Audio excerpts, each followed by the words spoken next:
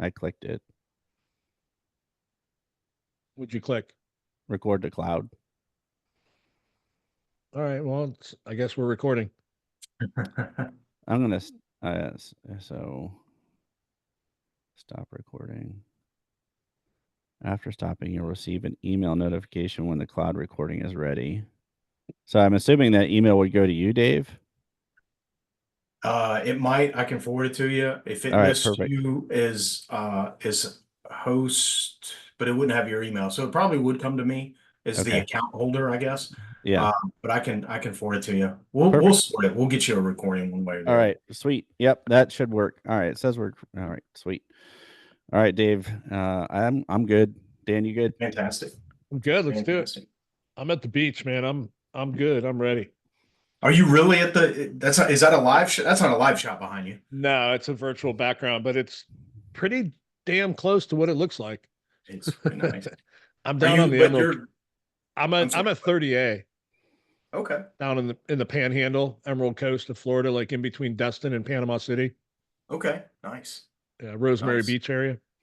Okay. We were in Navarre first part of June for a few days, so that was nice. It's a nice extended area. Yeah, absolutely. The whole Gulf Coast, the northern Gulf Coast, is just gorgeous. Yeah, absolutely. All right. Well, you guys ready? Let's jump in and let's bang it out. This will be great.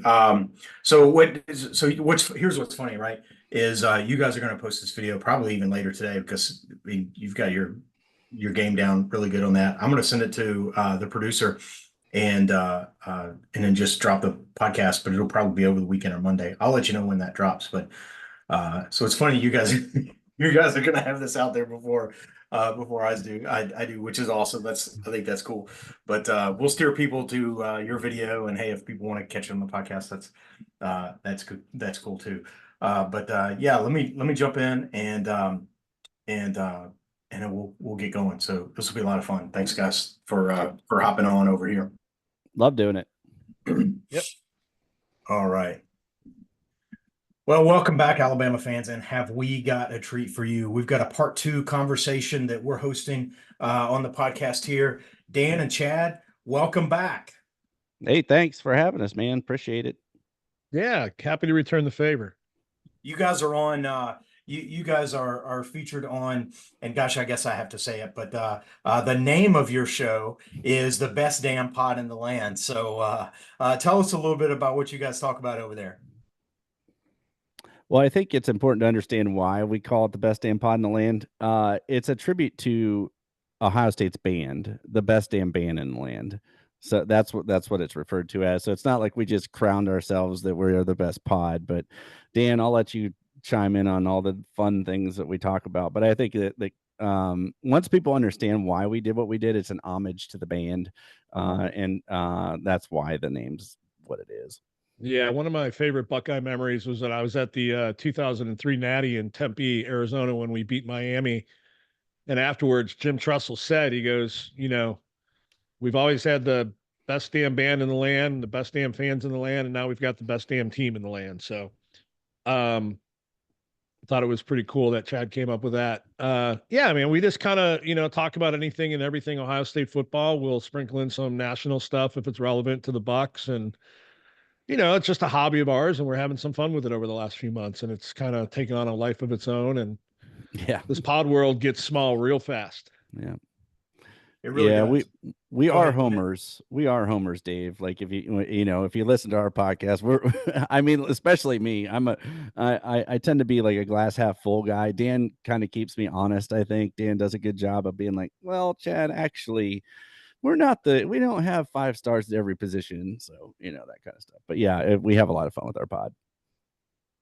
Yeah, that's great. I've got a pair of crimson shaded glasses that I wear when we record sometimes. So I know how it works. I understand 100%. Hey, why don't we jump in and cover some topics? I want to start first, and it's maybe the other side of the coin, right? You guys hosted me, and we appreciate that. That was a great conversation. We talked about the 3 Alabama players that transferred to Ohio State. Talk to us about these guys, and we'll sort of run through them in order, but talk about these guys. Let's start with Caleb Downs. What your you're experiencing now that he's sort of moved on, he's out of our day-to-day sort of purview, but what are you guys seeing? What's the Ohio State fan base thinking about young Mr. Downs? I think we're super excited about him. I mean, all the reports coming out of camp is that he's just next level when it comes to his football IQ. We caught a little bit of grief from our last segment when we talked about whether or not he was, considered to be overrated. And, people don't hear everything you say after that, right? They just think you called Caleb Downs overrated. But, to our point, if he's considered the best defensive player in the nation, is he overrated? I think to your point last time, Dave, the potential's there. I think the expectation is there. But all reports from inside the Woody Hayes Athletic Center, is that he's just been, a game changer when it comes to preparation and preparedness and the mental aspect of the game. And then I think we're going to see some really special things back there with the way Jim Knowles uses his safeties. And, I think he's going to get the roam free a little bit more, kind of like a Malik Hooker did for us in the past, and, really have an impact on the game back there. Yeah, and I think one of the most telling things was how quickly he had his has integrated with the team, and how when you look at pictures and stuff, like he's in the thick of it with them, and in talking to people in and around a program, and you guys already know this, his athletic ability, like just his ability to change directions, his speed, and then Dan talked about some of that is, because he's able to anticipate so well. And so that we're hearing all the things that you guys already know. We've had some Michigan folks dropping some videos and stuff in our mentions for sure of the playoff game, where he got, blocked and knocked over and some of this stuff, but we're as hyped as anybody else to have Caleb Downs. And I think that we haven't seen safety play like Caleb Downs is capable of, probably since Malik Hooker, Dan. He was, and maybe Caleb might even be a notch above him in athleticism. So I'm excited for it. So not what we were hoping for. No reports of him struggling to pick up the system. Looks like maybe he's not going to play. I mean, we love Caleb, but come on, right? He's not re-entering the portal. No. Very good. Very good. Talk to us about Seth McLaughlin, the center that had the rough go at the end at Alabama, but looks like he landed on some solid ground there at Ohio State. Talk to us about McLaughlin. Well, I think the first thing to know is that he's not returning punts, Dave. We've covered that. We did cover that. But Dan, I know you, so I can tag this over to Dan, because I know Dan had some really good insight on Seth from some friends of ours. Yeah, he is acclimated to the program really, really well. I think he was taken aback a little bit at how strong the brotherhood is. That term gets thrown around a lot, but these guys, this team in particular, they're really, really tight. To get the guys to come back for their senior year when they all would have been, top three rounds of the NFL draft, tells you that it's a special group, and you don't have that doesn't happen without a strong culture and a strong brotherhood.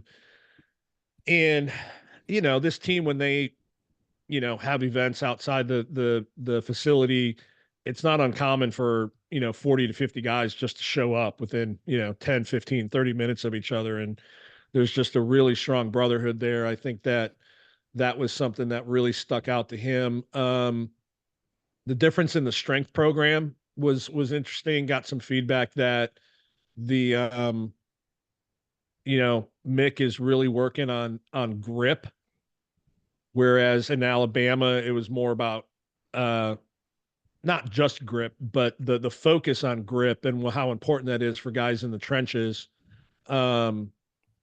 was really a difference between what he was used to at Alabama. Alabama seems to be focused more on on just pure power, Mhm. which, has worked, but when you're in the trenches, that grip is really, really important as well. But he, all expectations are he's going to be the starting center, and he's settled in really well with everybody. Yeah, and I'm going to say something controversial, Dan, that we know based on it, and I'll be careful how I word this, but there, in some conversation, there has definitely been some blame put on Bama's quarterback for snap counts in that game, and some of the yips that happened. And I can't tell you where that information came from, but I can tell you that um, there was some thought that some blame should be shared there, especially with the cadence and the change in the cadence. Jaden Milrow, is that right? Jalen Milrow. Yeah, Jalen Milrow. Yeah, I mean the Ohio State coaching staff alluded to that Okay. in Well, yes, it was in the spring presser that there might have been a communication issue there, and that they hadn't seen any sign of it since he's been on campus, is really what it boils down to. No, I think that's fair. I think, if you go back and look at that, the Alabama-Michigan game, there was enough to go around. And so, and Seth, and I love the kid, and it sort of had a passion parade on your show talking about him, right? Mm-hmm. And I stand by every word of that. His reputation is he was probably good for one bad snap a game, Mm-hmm. no big deal. But last year there were a couple of games where it was accentuated. Texas and Michigan sort of topping that list. And I think I think there's enough sort of, I hesitate to say blame, because I don't like that word in this context, but I think there was enough sort of responsibility to spread around. And so Milrow, I think he would own a piece of it, and I think Seth would too. And that's fair. Our deal, right? Alabama Football Podcast, what we do, for fans by fans, that's sort of our mantra. So as such, we don't really trade in insider information. We don't have a sort of a collection of contacts, but I have just a sliver of sourced, really good sourced information that McLaughlin loves it and is extremely happy in Columbus. And for a guy that left our team that I really enjoyed and appreciate and root for, I'm glad that he's happy. So that's good I think that's good for everyone. Talk about and this is sort of the wild card, almost like sort of the throw-in player in the trade. We think there's a lot of potential. You guys think there's a lot of potential. I don't know that anyone knows a whole lot about him, but quarterback Julian Sayin, what are you guys hearing and seeing in Columbus? So I can tell you, and Dan, I hope you don't mind if I steal this one, because I've been on this for a while, that I have talked to some folks, and Dan and I do know some folks in and around the program, and we'll just be honest about it, we do. That Julian Sayin throws the most catchable ball of any of the quarterbacks in the room. And we know that, like, Dan, I'm not like, it's not just unknown. Like, we've talked about it on our program.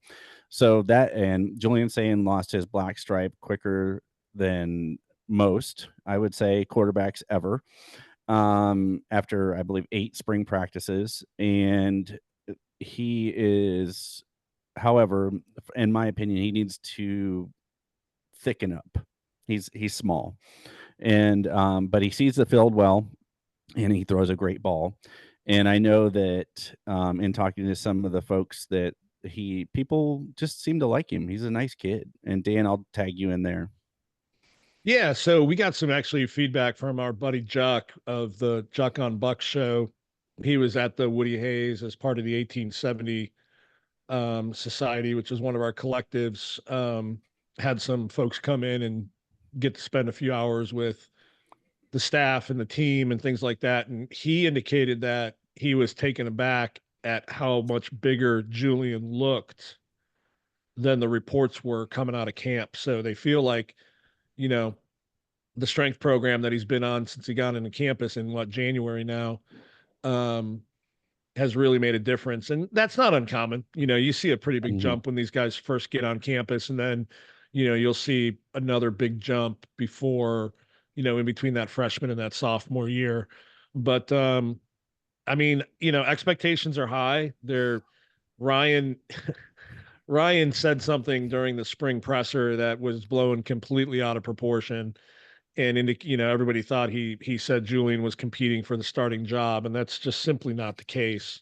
But next year the expectations is that he's the guy, which is going to be interesting because we've got a kid 6'4", 230, 5-star, battling to be the number one player in the country coming in next year, and that's going to be interesting because if Julian, he's a true freshman. If he starts next year, he's still got a third year left. And then that means that kid's not starting until his third year. It's going to be really interesting next spring.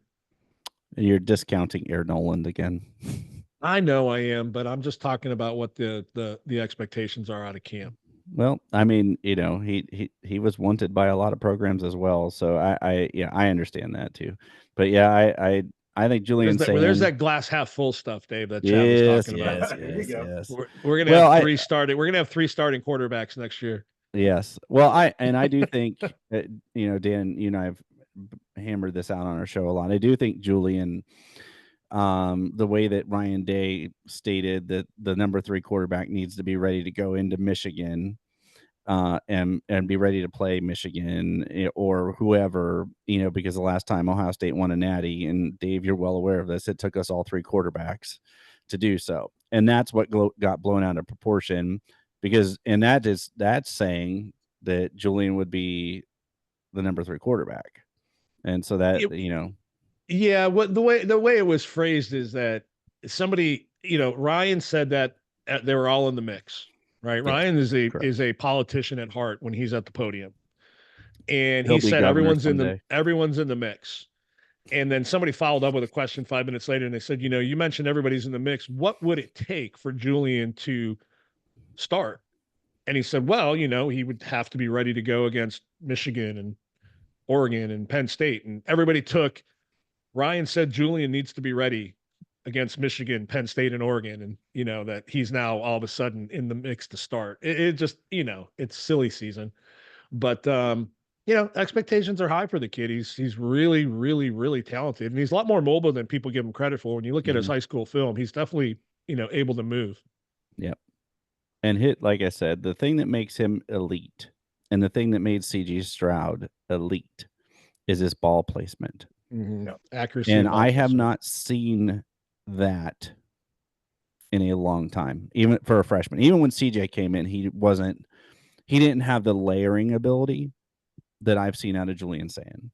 And that's saying a lot, like, for me, because Dan, my love for CJ Stroud. So, like, that's saying a lot.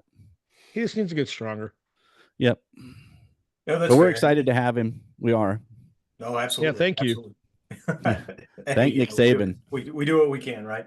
Hey, speaking of Nick Saban, man, that guy's aging in reverse. Have you seen pictures of him lately? Yeah. Retirement looks good on him. He wears it well. He really is. And he's we have a bias. He's our guy, and always will be. And so we root for him in everything we do. He's our national treasure. Yeah. Yep. Not everyone else's. But hopefully, hopefully no longer the head coach at Alabama, getting some separation from there. Sports fans who are supposed to hate him because of that, maybe they'll relax some of that and get, I'd say, sort of get to know him a little bit, get to appreciate him as he does more things nationally, ESPN and such. And so that's personally my hope, because as the Alabama coach and the things that he did to be successful as the Alabama coach and maybe some of his media stuff, those were necessary. And I think even as Alabama fans, we're excited to see the other side of him, because it was always reported like, oh, you get him in a different setting and he's hilarious and he's funny and he laughs and he tells jokes and is this whole different persona. He was our coach for 17 years and we saw glimpses of that. And we believed that it was there because so many people reported, but as fans, we didn't necessarily see a whole lot of it. And so we look forward to discovering this new version of Nick Saban, and we hope everyone appreciates him, certainly in the way that we do. You mentioned something there. Yeah, go ahead.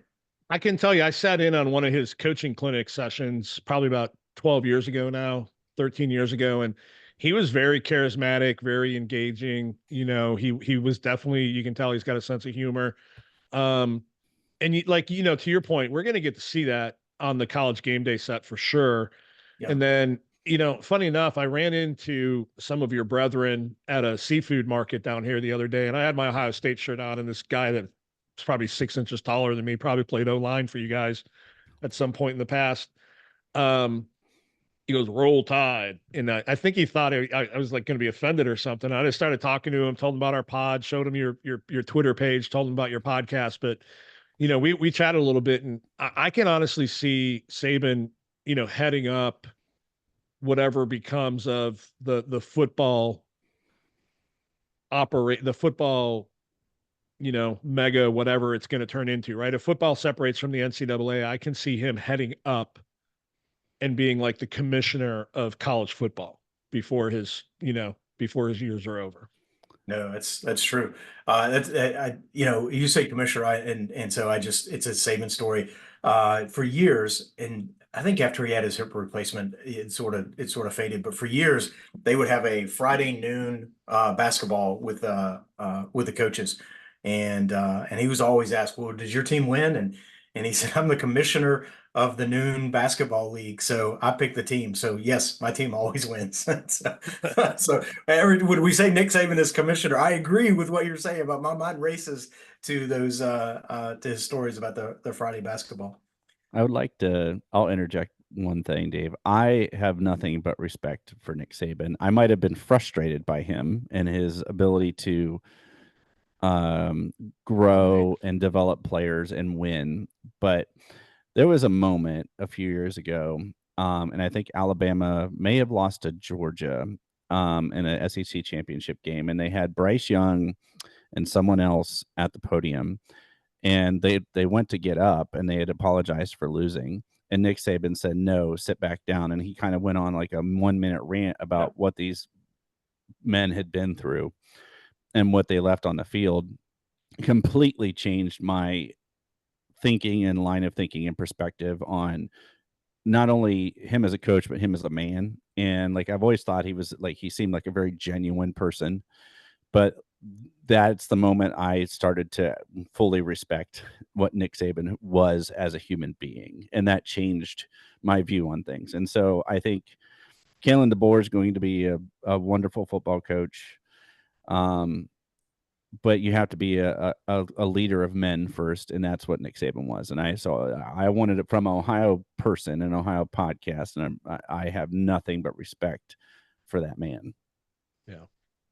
No, I appreciate it. That was the other player was Will Anderson, and so right. certainly a keen leader on the defense. And so you have the defensive captain, so to speak, and the offensive captain, true leaders on the team. And that was a moment of sort of that humanity that Saban has that you don't always see in a press conference. You don't always see in the moment.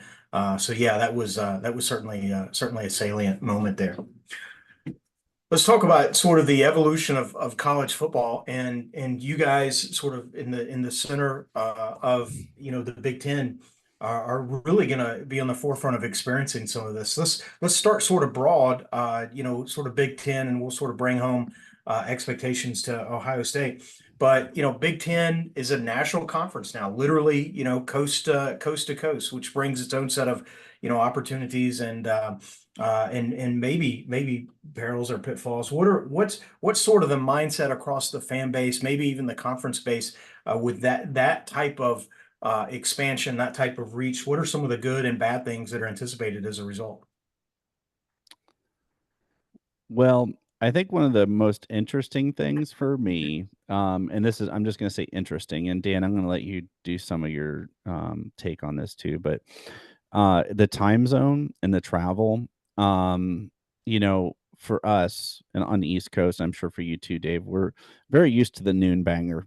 Like noon bangers are like, we play, Northwestern at noon or Bowling Green at noon. And, but to go, let's say we're going to play UCLA, to put that at noon because of Fox's big noon, it would be 9 a.m. Pacific time. And so I think that's one of the challenges that we now face because of who we've added. It's cool that it's regional, but Dave, I think Dan also has a really good perspective because he played hockey at Arizona. He graduated from Arizona, and so some of those twilight games, Dan, I'll let you touch on it. You had a really good take on it the other day, but I do think travel. I think you could get into a real trap if you're Ohio State and you're going out and you're flying out 3 hours and you're playing at Washington and you're playing at 7 p.m. Pacific time. That's 10 p.m. here. I know they're college kids, but there's definitely something to be said about that, and it is a genuine concern I have, especially because we're traveling to Oregon this year. Yeah, and that's you pinpointed the biggest challenge, and it's the scheduling aspect of it, right? So, for instance, I feel 100% confident saying that there will never be a 12 Eastern kickoff for a West Coast game.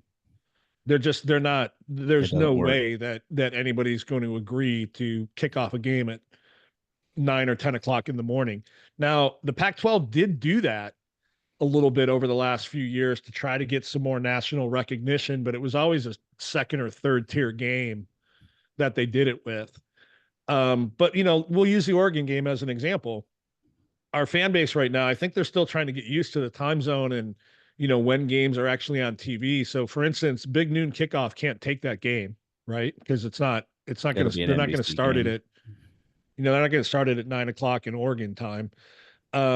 They're not going to kick a game off at 7 p.m. Oregon time and have that kickoff at 9 or 10 o'clock Eastern. They're just not going to do it. The biggest TV markets are in the East, so they're going to want to capture those. So that game's going to have to either be a 3:30 game or it's going to have to be, a 7 Eastern, maybe 8 Eastern, which means a 5 or 6 o'clock start time on the West Coast. But I think that's going to be the biggest challenge is the scheduling aspect of it. And then you couple in the travel aspect of it. I'm really interested to see when our guys go out there for that Oregon game. Are they going to go out on Thursday? I mean, I hope they don't go out on Friday. No, they're going to go on Thursday. I think they already talked about that, Dan. Yeah. So, that's the biggest aspect of it. As far as, how is the fan base, receiving those teams? I think that UCLA is more or less irrelevant right now. They're now in the Big Ten. Washington, I think everybody recognizes that, they have an up and down history and they've got a brand new coach and their roster was basically gutted. USC, people are having fun watching them get commits and then decommits and making fun of them for not investing in their program. The big one is Oregon. I mean, Oregon's going all in and they're doing everything they can. I mean, they got Dan Lanning. They are killing it on the recruiting trail right now. All reports are that Phil Knight's, all in because he wants one before he dies. So they're the ones now. Oregon's interesting in the sense that, they're acting like they've been there, done that. And their fan base is obnoxious. I'm just going to put it out there. Like they are acting like they're acting like they are Bama coming into the Big Ten. Yep. I mean, they've done nothing. They've played in 2 national championships games in their history. And other than that, they've done absolutely nothing. The energy of Dan Lanning is what's carrying that. And then the dollar of Nike is what's carrying it right now. But I mean, you can't deny what they're doing on the recruiting trail, but they're going to have to put it together on the field because, in Dan Lanning's 2 years, he lost to Utah twice his first season, as well as Washington his first season. He lost to Washington again twice last year. So every big game he's had as an Oregon coach, he's lost. Now they brought in some really impactful transfer players, or you would think impactful transfer players. So, that game October 12th can't get here quick enough. Let's put it that way. But that's going to be one. And they lost in the toughness realm of things. The line play. Oregon, when they lost to Utah punched them in the mouth. When they lost to us in the national championship, as soon as I watched 3 or 4 runs from Ezekiel Elliott, I basically kicked back with my popcorn and my pop and just settled in because I knew we were getting a natty that night. So despite Marcus Mariota and all of his efforts, so Oregon is 1-9 historically against Ohio State. And there's a reason for that. So they're coming into the Big Ten And I think, quite honestly, they have a giant target on them now because of the way that the things are being said and done. And so I would not want to be Dan Lanning this year. Yeah. Now, and here's me playing, devil's advocate to it.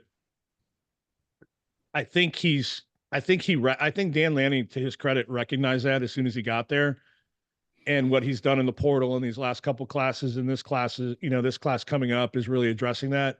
I mean, they arguably have the two best tackles in all of college football, like the best tandem, right? The best pair of tackles.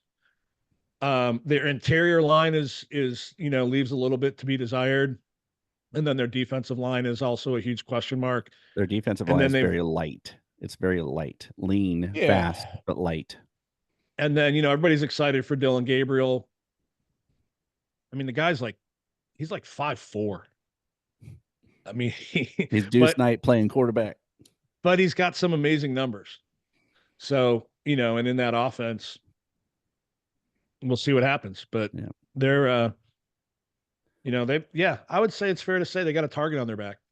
Dave, I'm curious, from your perspective in the SEC, with Bama and Georgia and those two elite powers. And so we're very used to Ohio State and Michigan and everybody else. And it's been Bama and Georgia and everybody else, other than a couple years with Tebow in Florida.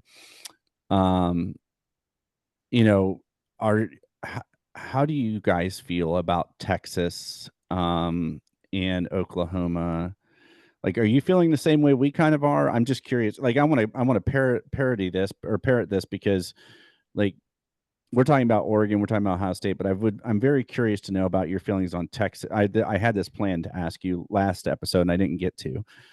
So Texas and Oklahoma to some extent. Where are you guys feeling kind of like we are with the Texas thing? Because Texas, the Lambeau party and the recruiting and the oil money and where are you at with that? Yeah, I think just one quick point on Lanning. I think he has really built a team that was set up to dominate the Pac-12, and so now he's got to shift gears. And we'll see where that goes. But I agree, that's probably the program with the target on its back. In terms of Texas and Oklahoma coming into the SEC, there's some excitement about it. But then it's sort of remaking how we do the conferences. In terms of we've sort of given way to the divisions, East and West. And so that's something we're going to have to figure out. There was some thought that we'd go to like a 4-game or a 4-team sort of pod, almost sort of NFL-like, and then sort of cross opponents across the pod. And we didn't quite do that. And so I think in terms of just the scheduling, probably the fans really don't know the model or what that structure is going to be. It's a lot more really good inventory of games.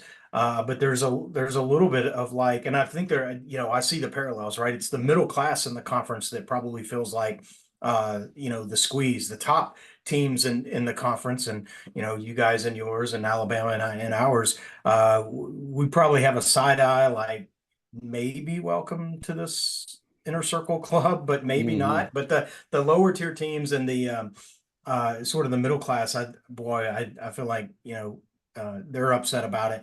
The talk is that Texas is just as a program and just sort of their personality is really pompous and will try to sort of take over the conference as sort of the lead dog. Maybe not even the best team, but sort of character wise. And so I think there's some side eye towards that. Oklahoma is probably more novelty and in fact, and sort of appreciating or being suspect.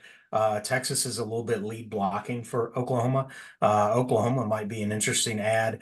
And I don't want to say there's indifference in pockets of the conference.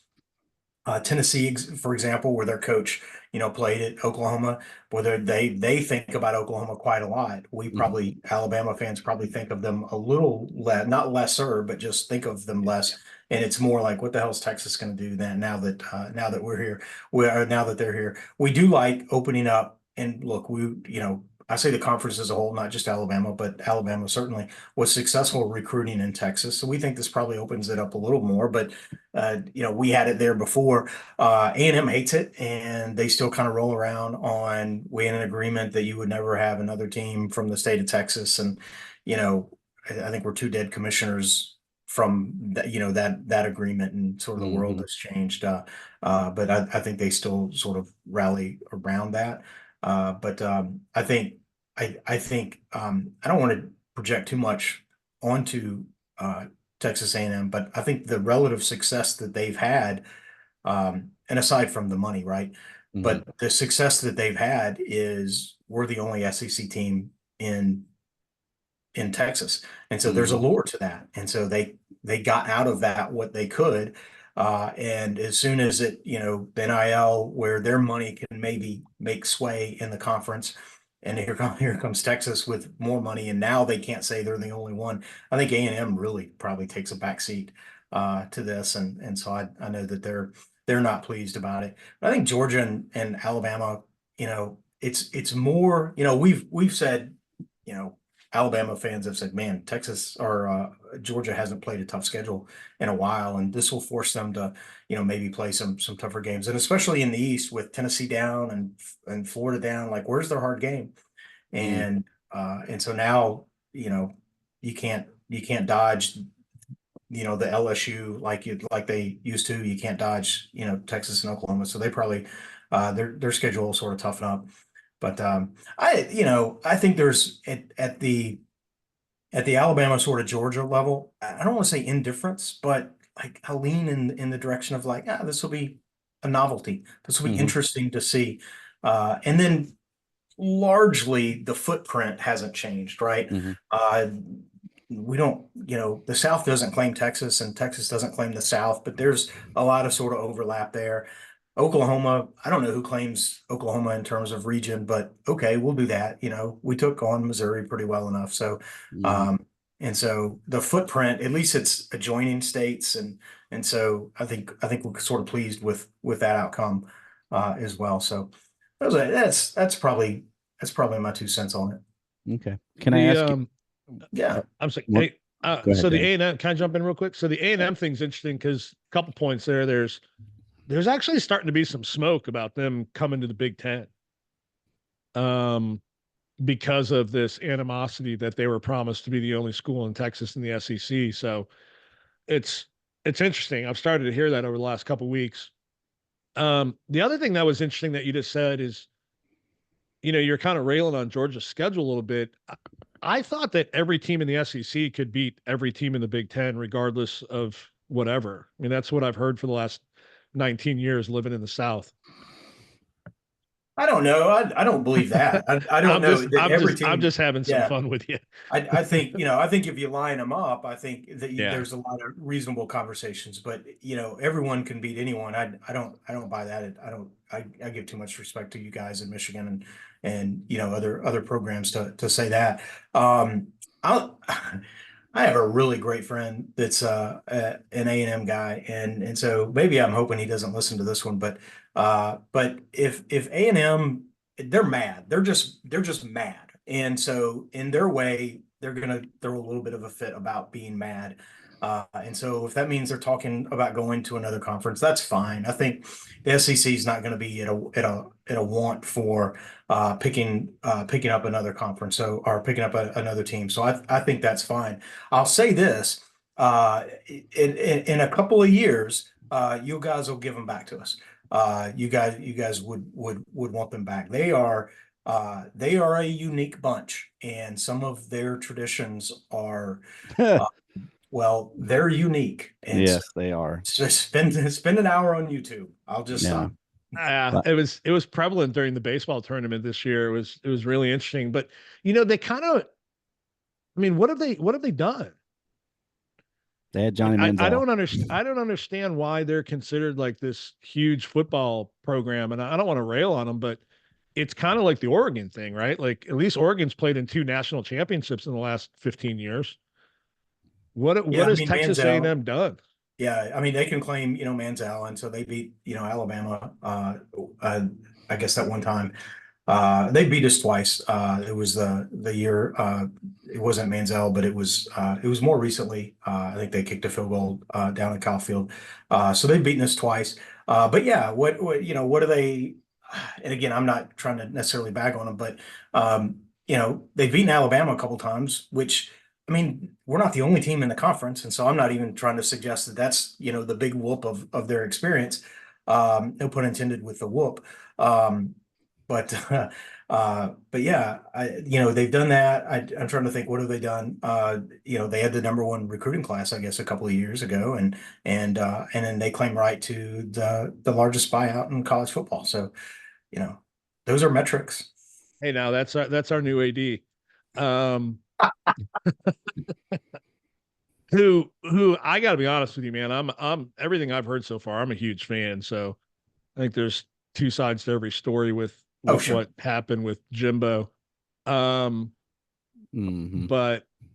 yeah, I mean, he's saying all the right things, and his ability to raise money is going to be huge for us. So, oh yeah, and I don't say that. It's Jimbo it was a bad contract, and it was the original contract was bad, and the extension was worse.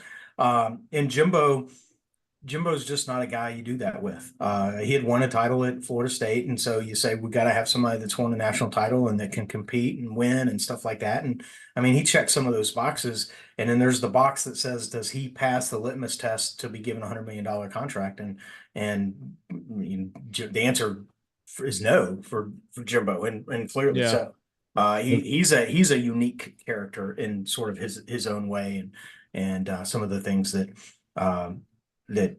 even from a remove that I've seen or read or heard. So he's a unique character in that way. Let's well, Dave, I think you guys have a good AD there, but he had a bad he had a bad day. Yeah. So I get this question a lot from friends and just in general on just conference expansion.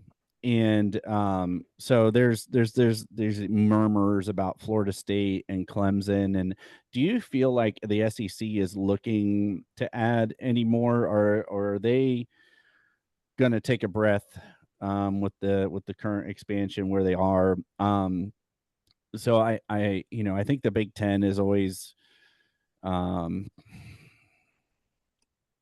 having conversations. I'll say that they're always having conversations, and I feel like we're heading towards the power two with the SEC and the Big Ten. So are you hearing that down in the Bama way, or do you think that this is the SEC is looking to add more teams, and then you end up with the 4 pods like you talked about? I think the short answer is yes. I don't know that we're actively looking, more passively looking. We're not going to the grocery store to buy a gallon of milk. We're going to the mall to walk around a little bit. And it's more like that. There probably is a short list taped to the bottom of someone's desk drawer. If we had to have 2 teams for next season or the next whatever time frame these things happen in, who do we call first? And I imagine there's a handful of teams. Clemson, Florida State are sort of at the top of that list in terms of SEC fit. A lot of teams point to, or I hear a lot of voice pointed to Virginia Tech, which is an interesting choice. Virginia might be an interesting to North Carolina. I think is an interesting choice. And so I think there's teams that sort of fit in that geographical landscape that we're looking for. And then you look at, well, what really, maybe even a Miami, and God, I even hate to say that, but I saw like give A&M back. Yeah, all right. I saw like a little, I can't remember who did it, but it was a comedian, and he was talking about the different teams that, and it does college football stuff, and he said, well, Georgia Tech, and the whole SEC looked at him and said, you've had your chance. So I don't know that we would pick them up again, but the point is, I think there's teams that we would go to pretty quickly if we needed to sort of do a land grab. And what's interesting is it's not necessarily new geography. Virginia would be a new state, and so that's why I kind of lean in that direction. North Carolina would be a new state. The trick with those is, could you take North Carolina and not North Carolina State? Would their state let them do that? Same with Virginia, Virginia Tech. I don't know. I don't know that that matters in a way that it used to matter, where states would sort of almost sort of mandate that. I think California did that with UCLA and USC at least at one point. So I think there's teams who would go for it. What's interesting is it doesn't, and again, I just say North Carolina and Virginia, but it doesn't radically expand the the footprint. Even Florida State is not South Florida. Miami would bring in South Florida, but would we want Miami? That's an interesting question. South Carolina is, Clemson doesn't bring in a new state, although it might media rights attached to it. And so what's interesting is it used to be media rights was a function of states, right? And now maybe it's a function of quality programs. And so that might be interesting, but I don't know that we would look to let's go get Arizona and let's go get, because even if it's not, and I'm not picking on Arizona, but even if we think that, Arizona doesn't fit our profile, but it's a new market, it's a new sort of a new time zone that we get. I don't know that we would do it for that reason. And so I think that we would stay reasonably within our existing footprint. I understand that. So part of this, I think of too, the impact of basketball, because if you think about the Big Ten picking up Maryland football, man, but Maryland basketball. So if you picked up North Carolina, what would that do to the Duke North Carolina rivalry? Things like that. So there's a lot to it. I was just curious because I don't know. There definitely Petiti definitely seems to be in an expansion mode for the Big Ten. I'll say it that way. Dan, I don't know about you, but it definitely feels that way right now. Yeah, and I think the direction we're going into, Dave, you made a really good point there, is that it used to be about markets and television grab and everything else like that. And now I think it's more about brand. And I think the Big Ten proved that, right? With going out and getting 4 West Coast teams. I think the direction we're going is that football is going to separate from the NCAA. And I wouldn't be shocked if we didn't see the Pac-12 kind of be resuscitated, and you go back to conferences that are on more of a regional basis for all of the non-football sports. Basketball is the one wild card there, but basketball, like March Madness, is owned by the NCAA, whereas the college football playoff is not. So it's easy for football to separate, and it would be really, really hard for basketball too. And it's just too successful to really force that. But you start talking about all this private equity, idea and everything else like that. As much as football has changed in the last 5 years, I think it's going to change 5 to 10-fold more over the next 5. It's just inevitable. I think so too. I think there's almost, it's almost like an earthquake, and the tremor stops, and so maybe the landslide is stopped, but it's like a tenuous piece, right? The last move, right, has crippled the pack, whatever number they can put next to it now.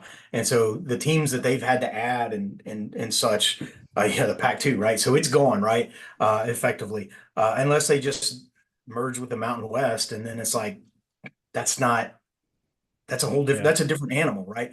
And so this last move has effectively killed one of the Big 5 conferences, and so I think there's a little bit of ooh, that's probably not what we meant to do, but that's what consolidation is, right? The big department store that's never going out of business goes out of business as a result of that type of consolidation. So the next moves, the ACC in the Big 12, it does them under, right? And the next move, I think, takes them both down, right? Because if you guys expand again, then the SEC has to expand again, right? And so and that's not to say it's not going to happen. I just think hey, as these people look across the table at one another, I think there's just a tenuous piece, and it's not mean spirited. It's just like, hey, let's maybe slow this down a little bit. There are contracts in play, and contracts can always be bought out, and all these things are fragilely holding together, loosely holding together what exists today.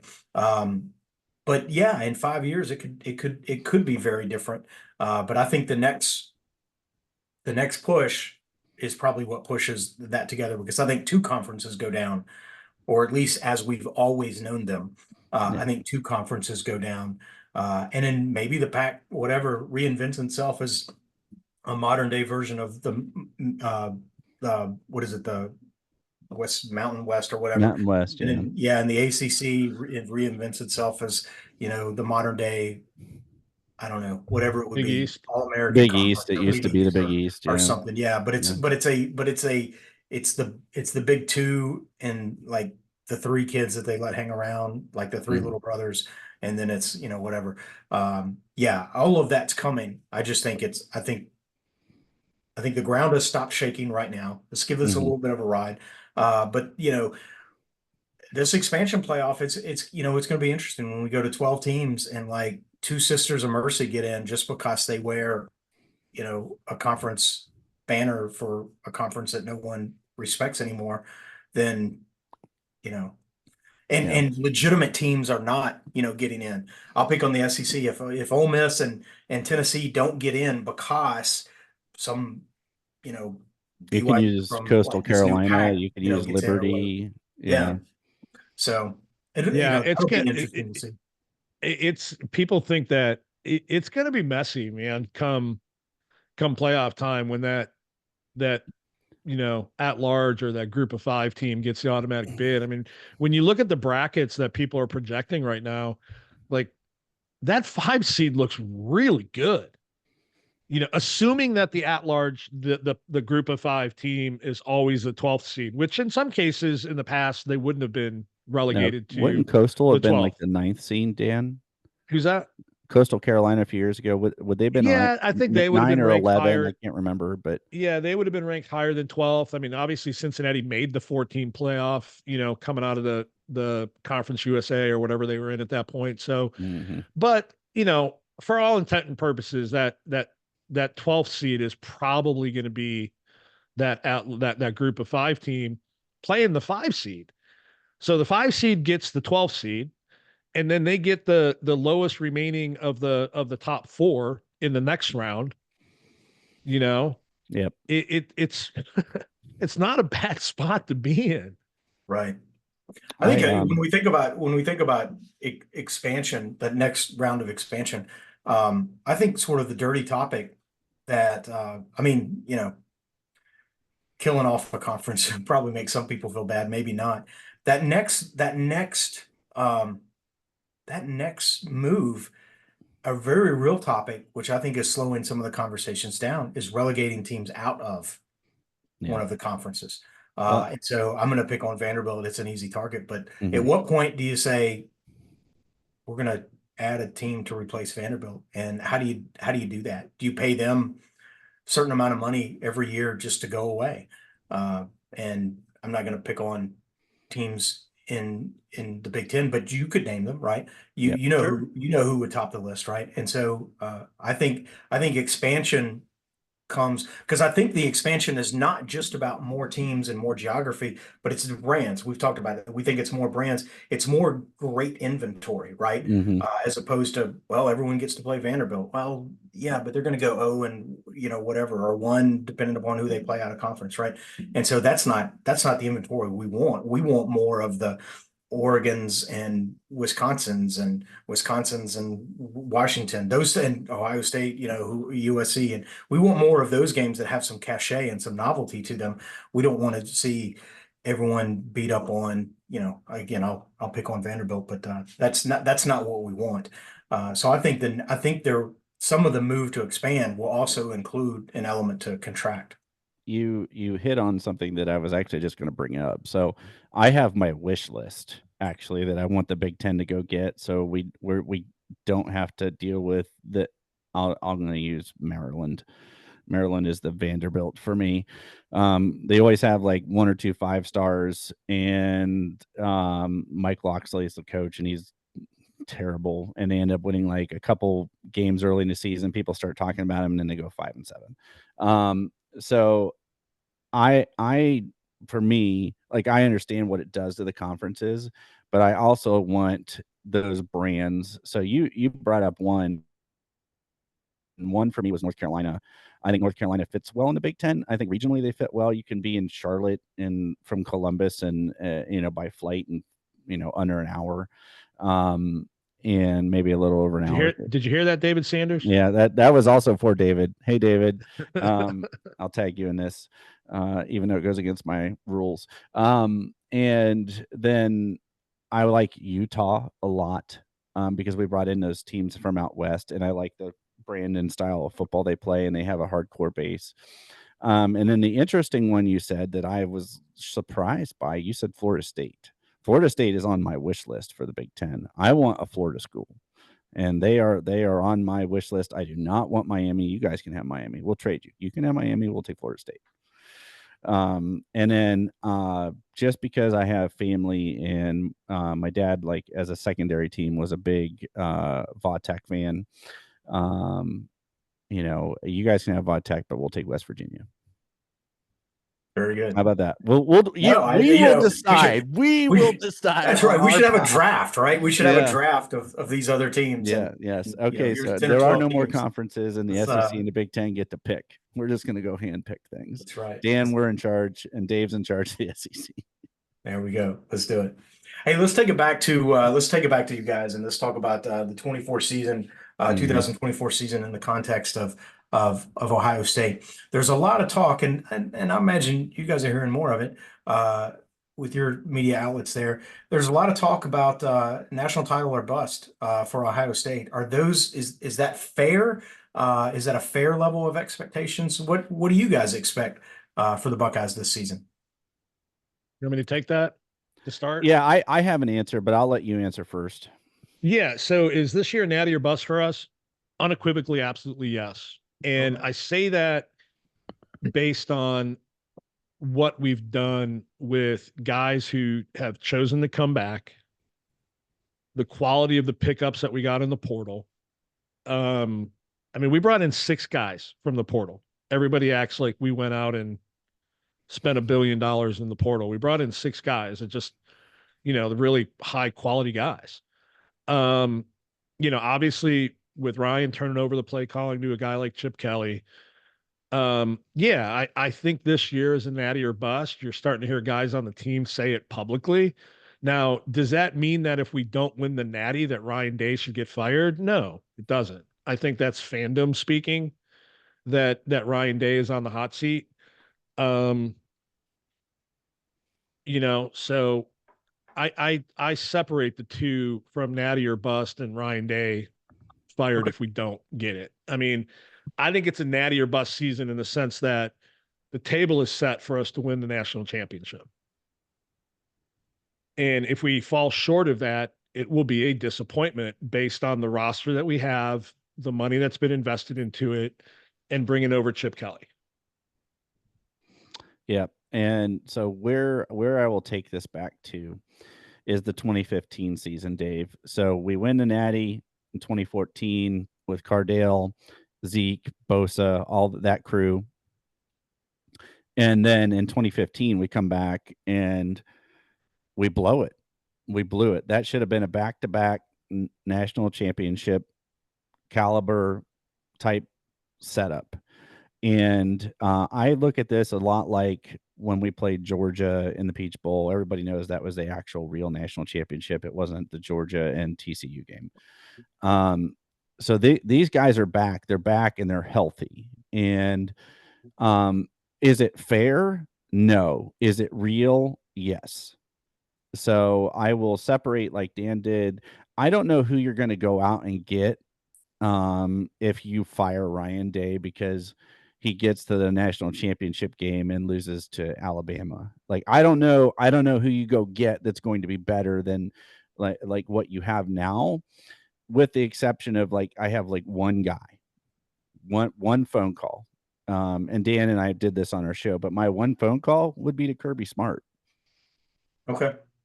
So Dan's got his own guys, but I'm just saying, like, No, you know, that's if fair. you're looking at the coaches in You got a little bit more of a realistic list. Yeah, I know. Well, you know, I'm a homer, and we know this, but what I'm saying is, I don't know who you go get that is better, and I give Ryan Day a little bit of, I don't know, breathing room, I guess, because like this is his first head coaching job. You know, Kirby, you know, same thing. He had to kind of figure it out along the way.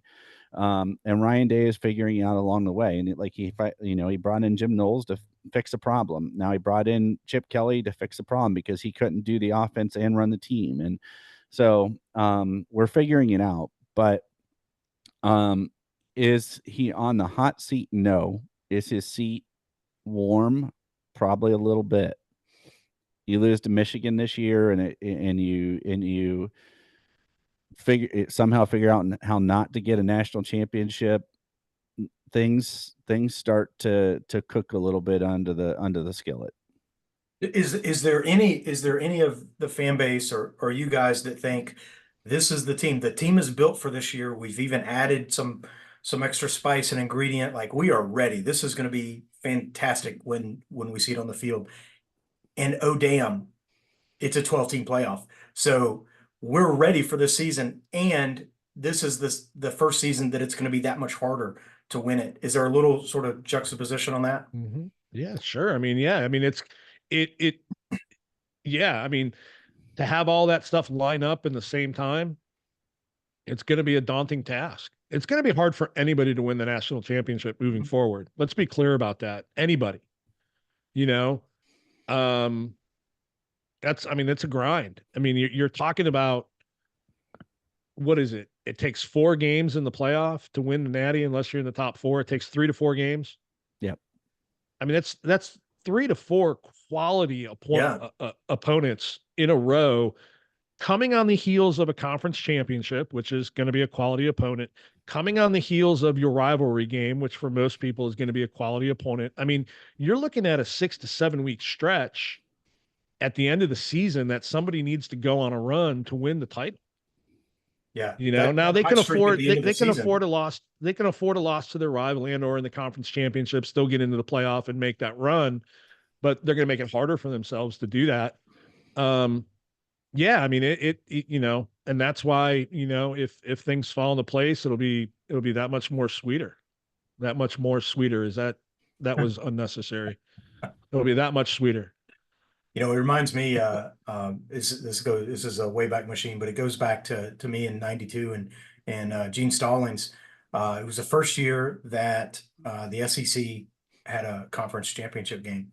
And so, you know, for all of our success that season, we got to go play Florida, and Florida could have knocked us out of, you know, playing for a national title. And so, you know, Gene Stallings was definitely like, of course, it has to be this year that we have to go do this extra thing that we're on the cusp of, otherwise just being in the game. And then so now we've got to go do this extra thing that is designed to be very, very difficult. And fortunately, that team went on and did that. You know, you guys talked a little bit about Ryan Day, you know, hot seat, and I agree with everything you said. It's interesting to think, you know, there's room for a little bit of frustration, but, you know, one kick goes through the upright, you know, against Georgia, and there's, you know, there's no talk of this, right? So I get it from that perspective. I do want to talk about Chip Kelly. You guys have brought in him as your offensive coordinator, so I want to go there. But there was an interlude where you guys had Bill O'Brien. There was about a 3-week session, sort of January, February. Alabama fans have an opinion on Bill O'Brien. What was the Ohio State fan base opinion on O'Brien when he came? And was there for a minute, and then when he departed, there's probably a lot of emotion in a 3-week, 4-week period there. But what was Buckeyes? What were you guys thinking? I'll make my answer very short. And Dan knows this. I had to talk myself into Bill O'Brien. I did not want Bill O'Brien. It's like, if you go back and look at my Twitter, I was like, no, absolutely not. Please, no. Please, God, no. No, no, no. And I kind of had to talk myself into him. So, and basically by saying he was good enough for Belichick, he was good enough for Saban, he's good enough for us. And that was kind of like where I left it. And Dan, I'll hand it over to you there because I could go on a whole rant about Bill O'Brien. Yeah, I think that's really fair. I think the fan base was probably mixed at first, and then a lot of folks talked themselves into really, really liking it. I liked it immediately. All my Bama buddies, reached out to me and told me, "Good God, you guys are going to hate him." I mean, they did not like him at all, and I'm like, well, he's Tom Brady speaks highly of him. Bryce Young speaks highly of him. Bill Belichick and Nick Saban liked them. Like, I'm gonna go with those guys over your opinion. Because you didn't, just because you didn't win a natty for the 5th time in a row with them. But I mean, I was excited for it. Here's what I was excited about for Bill O'Brien is that we were going to have an adult in the room. And the one knock on Ryan, early in his career, and he fixed this on the defensive side of the ball, but on the offensive side of the ball, he still, hadn't given up any control. And Bill O'Brien wasn't gonna, kowtow to Ryan Day. So I really liked that aspect of it. I of course was really worried when the rumors started going about him leaving and everything else like that. I understood why he left. It's hard to argue and tell somebody they made the wrong choice when it comes to family. I did kind of question, like, okay, well, where's his son been all these other years that he's been gone? Like, what's the real difference now? But then obviously the way it's turned out, man, we couldn't be happier. I mean, Chip Kelly is that's winning the lottery when it comes to an offensive mind. And the relationship that he's got there with Ryan makes it even better. I think Ryan lets go that much quicker because it's Chip Kelly. Talk about that, about the expectations under Chip Kelly. Everyone sort of, has flashbacks to what he did in Oregon. And certainly his offense has evolved over the years, but is there an expectation that you guys are play faster or just look different than what maybe people expect from an Ohio State fan? What are you hearing and seeing? Maybe spring, maybe what you hear out of summer workouts. I have not heard anything that parallels what you saw at Oregon with that sort of a tempo. I do believe we're going to play with tempo more than we have in the past. I think our run scheme is going to be, I think his biggest impact that he's going to have on this team is the run scheme, both up front and just with the creativity, but most importantly up front. Because if there's an area of concern that we have right now, it's twofold. It's the right side of the offensive line, which I think Josh Fryer gets. I think he's better than people give him credit for, and I think he's going to take another step this year. But that right guard position is a concern for us. And then the quarterback, the uncertainty at the quarterback position. Like, can Will Howard, if he's the guy, like everybody's assuming is, can he throw downfield to win a game? Or if it's Devin Brown, can he stay healthy? So those are the two biggest question marks. But I think Chip's mind and let's put it this way. I've heard that some of this run scheme stuff that they're doing in practice so far, just in the 15 practices of spring, were just a complete 180 to some of the stuff we were doing. Like, it's really, really creative. Not gadgety, just creative. Yeah. And Chip Kelly, he's a run first guy. He is. And I think that's going to be huge with us with the backfield that we have, which just got a little bit lighter. We lost a guy, our fifth guy to the year with an ACL. So we've really only got 4 running backs in that room, which is a little scary. But I mean, we're ecstatic with Chip coming on board. Yeah. And yes, it heightens the expectations tenfold, 20-fold. So Dan and I were at the spring game together, and the very first play of the spring game, and I'm like elbowing Dan behind me because they came out in a wing tee. And that was everything I needed to know about Chip Kelly's run, like what he was going to do with the run game. Like, we know he likes to pull. We know that he likes pulling guards. We know that he'll crash block with a wide receiver. Like, but yeah, everything we've heard is, Chip Kelly's innovation. And just like, he doesn't have to be a head coach. He's not a head ball coach now. All he has to do is sit around and figure out what he's going to do on 3rd and 2 at the opponent's 20-yard line with 4 minutes left to go in the game. Ryan Day doesn't have to do that anymore. That's what Chip Kelly does. And I was ecstatic when we got Chip Kelly. I was so glad that Bob left. And there was a part of the fan base that was like, how that's fandom. Fan is short for fanatic, but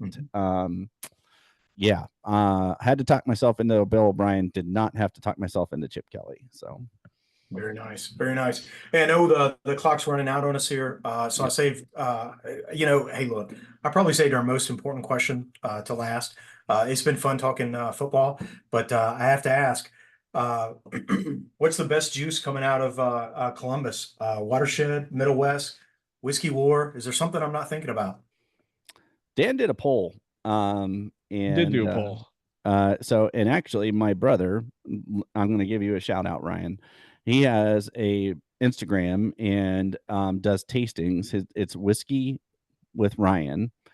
And he has Japanese whiskey, he has all these fancy whiskeys. So I did message him, and so he did come back to me with that he hears a lot about Watershed, but he said that he hadn't at least tasted it yet. So I but shout out to him too, because he does have, like, he'll do it for corporations. He'll take different nice whiskeys and go do after hours events. On this, that's like a side hustle of his. But Dan, in the poll that we did, Whiskey War doubled up the other two combined. Really? Okay. Yep. 58%, 25% for Watershed, and 17% for Middle West. Now, I can't necessarily say this was a scientific poll, as we only got 12 votes, but it looks like 7 people felt strongly that Whiskey War was the drink of choice in that one. Now, I've been to Whiskey War. I've had dinner. They have a nice restaurant. It's phenomenal burger that they do there. The whiskey I think is pretty good. I did a flight, and then I picked up a bottle of their double oak and their regular bourbon. I think it's really good. I do enjoy it, and they have a video, sort of the story of how they got started, and then when COVID came through and sort of messed up their plans. It's an incredible video, and so they're certainly an organization I root for. I probably put them in the middle of those three. I've had the Watershed, and maybe I've just had some of their lower end stuff. It was okay. I didn't care for it as much, although I hear, and I haven't been to Watershed, but I hear that their restaurant facility is off the charts good. So I do want to give them another look. And then I went to Middle West, but they weren't open. It was noon, and so we sampled some of their stuff. And then I have a couple of sort of bourbon group bottle selections from Middle West, and it's a little bit of an acquired taste, but they have a pumpernickel rye that is legitimately really, really good. So I've got Middle West, and then their restaurant facility. All we could do was look at it, but their restaurant and bar facility looked phenomenal, and so I can't wait to an opportunity to get back up to Columbus and experience all three of those again and sort of their fullness. But I like the Middle West and then I want to spend some more time with Watershed. Are there others? Because that's 3 really good distilleries producing a lot of good juice just right there in Columbus. I don't think of, or haven't thought of Columbus as sort of a whiskey town. But man, look at the stuff coming out of it. Are there other brands that maybe we need to look at as well? Dad, did your brother know? I could ask him. I'm in Nashville, so yeah, I can ask him. Yeah, certainly, and message you, Dave, offline. But I mean, you could always stop by Urban's Pine House, and see all the national championship things. And then there's a nice poster like off to the right when you walk in, and and I'm joking a little bit, Dave, but it's Ezekiel Elliott, and it just says 85 yards on it. I don't know if that rings a bell or not, but through the heart of the South. yeah. I'm just No, I understand. There is I a post for understand. that, but The laugh that I have, and this might be more of an inside joke to some of our folks, but my fear in going in there is I might have my oil checked. So right. Fair enough. Hey guys, this has been phenomenal. I love chatting it up with you guys. Hey, we've got some of our guys going to the Alabama Vanderbilt game. So Dan, I'll reach out to you when we're in Nashville, and hey, maybe we grab a cocktail or something together. That'd be a lot of fun. I do hope I have a legitimate hope that we get to do this as a pregame conversation. It'd have to be in the playoffs, but that'd be fantastic. I'd love it, man. How fun would that be? So we'll put that we'll speak that out there. As we wrap up, where can our folks find you? You guys have a lot of great inside conversation here on Ohio State. A lot of great football opinions. Where can our guys find you? Yeah, so we're on Twitter at so my handle's there, but our Twitter is at TBDITL, so at the best damn pod in the land. And then we're on YouTube, so we have our YouTube channel, same thing, best damn pod in the land. And then I've recently, we only have a few followers, but I've been pushing to Spotify, and I've had some requests to go to Apple Podcasts, but I have to get approved. So I should say we have to get approved, but so we're a little bit everywhere. We're Twitter, primarily Twitter and YouTube, and then we do have a Facebook and Instagram. Dan does a phenomenal job on Instagram. I have to shout out Dan. Like, he is like the Instagram guru. I don't understand it. My wife taught me how to use it. That is not a joke. I'm an exennial. I don't understand Instagram, but Dan, like, what's your Instagram handle? And like, he always puts our pods up and like the links and all the music. My Instagram and Twitter are both the same. It's at IceShark8 is where you can find me on those two platforms. I usually tag our pod and everything that we do. Yeah. So yeah, Dan does it. Like, well. I really have to prop him up though, Dave. Like, he's got the graphic and the music. I have some fun with it, man. I have fun with the music selection. It's something I get judged on by my 15-year-old daughter when I post. So yeah, she inspires me to keep it current and real. We all have those struggles. So so I feel you on that one. Stay strong, gentlemen. Thanks for joining us. It's been a phenomenal conversation, and wish you guys an appropriate amount of luck this season, and certainly rooting for some former Bama players that are going to spend some time there in Columbus. Thank you. Yeah, good luck to the Crimson Tide this year too. I'm excited to see how the board does. I really, really, really like him. Yep, same. I have a lot of respect for DeBoer. Yeah. Awesome. Fantastic. Thanks, gentlemen. And thank you. There's our wrap. All right. I'll have our editor sort of splice it out there and we'll go from there. But let me know. Thanks again, guys.